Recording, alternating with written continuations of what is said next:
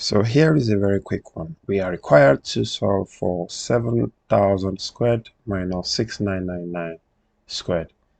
And we are going to apply what is called the difference of two squares. Difference of two squares. Instead of pressing out these values individually, which is going to give us a huge number individually, we are going to simply say 7,000 minus 699 then times 7,000 plus 699.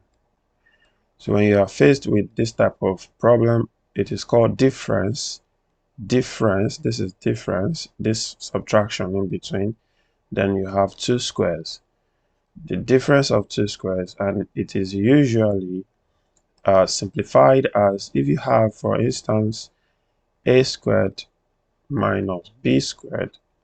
To factorize this, you have a minus b into a plus b. This is how to proceed with your solution. So we have 7,000 squared minus 6,999 squared.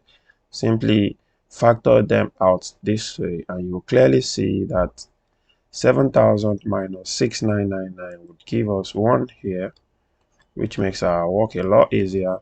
And then when you add this together, you are going to have 13,999. So when you multiply these two out, you simply have 13,999.